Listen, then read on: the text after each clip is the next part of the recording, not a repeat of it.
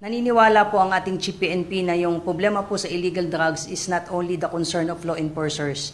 It also involves, it's a health problem, it's an economic problem. So dito pumasok yung naging usapan na yung mga gumagamit po ng illegal drugs, some of them are not really drug dependent. Oh my God!